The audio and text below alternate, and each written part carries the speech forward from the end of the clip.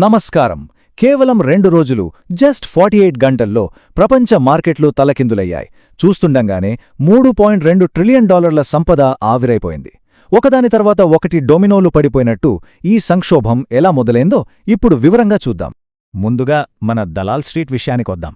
కొన్ని గంటల వ్యవధిలోనే మన ఇండియన్ ఇన్వెస్టర్ల సంపదలోంచి ఏకంగా 9 లక్షల కోట్లు మాయమయ్యాయి. ఇది ఎంత పెద్ద మొత్తమో ఒక్కసారి ఆలోచించండి. అసలు మార్కెట్ ఎందుకు ఇంత దారుణంగా పడిపోయింది? దీని వెనక అసలు కారణమేంటి? మరిప్పుడు ఏం జరగబోతోంది? ఈ పతనం ఇక్కడితో ఆగుతుందా లేక ఇంకా కొనసాగుతుందా? రండి, ఈ ప్రశ్నలకు సమాధానాలు వెతుకుదాం. సరే, ఈ మొత్తం పతనానికి దారితీసిన ఆ మొదటి డామినో ఏంటో చూద్దాం. ఇదంతా ఒకే ఒక్క భౌగోళిక రాజకీయ నిప్పురవ్వతో మొదలైంది. కేవలం 48 గంటల్లో పరిస్థితి ఎంత వేగంగా మారిపోయిందో చూడండి. ఫిబ్రవరి 28న అమెరికా, ఇజ్రాయెల్ కలిసి ఇరాన్పై వైమానిక దాడులు చేశాయి.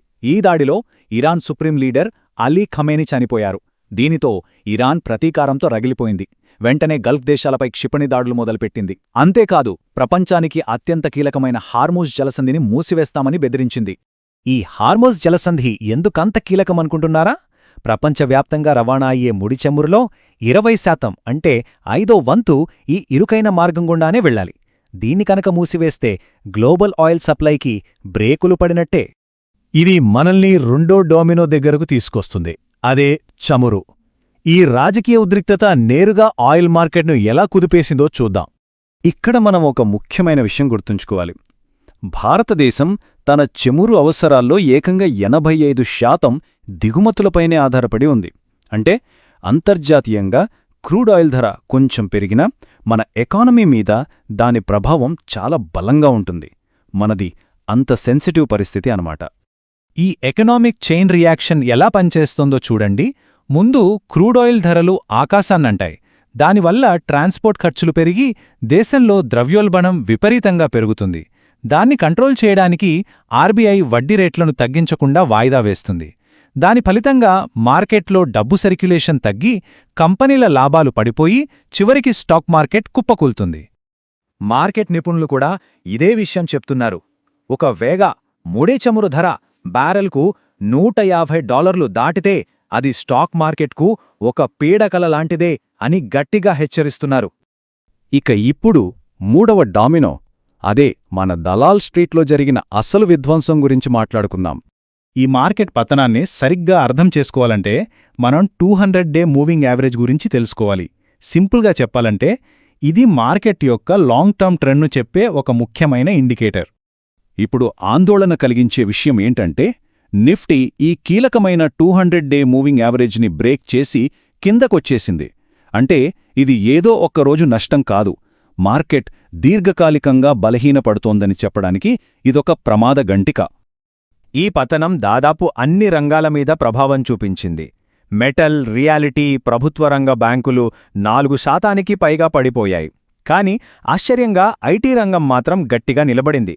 ఎందుకంటే రూపాయి విలువ పడిపోవటం వారికి డాలర్లలో వచ్చే ఆదాయాన్ని పెంచుతుంది. దీనికి తోడు మార్కెట్లో భయాన్ని కొల్చే ఫియర్ ఇండెక్స్ ఇండియా విక్స్ ఏకంగా 23% పెరిగింది. దీన్ని బట్టి ఇన్వెస్టర్లలో భయం ఏ స్థాయిలో ఉందో మనం అర్థం చేసుకోవచ్చు. స్టాక్ మార్కెట్లో ఈ గందరగోళం నడుస్తుంటే మరోపక్క ముఖ్యంగా వెండి మార్కెట్లో ఒక పెద్ద తుఫానుకు రంగం సిద్ధమవుతోంది. ఇక్కడ మనం పేపర్ సిల్వర్కి, ఫిజికల్ సిల్వర్కి మధ్య తేడాను అర్థం చేసుకోవాలి. ఫిజికల్ సిల్వర్ అంటే మన చేతిలో ఉండే నిజమైన వెండి. పేపర్ సిల్వర్ అంటే మా దగ్గర వెండి ఉంది అని చెప్పే ఒక కాగితపు ఒప్పందం.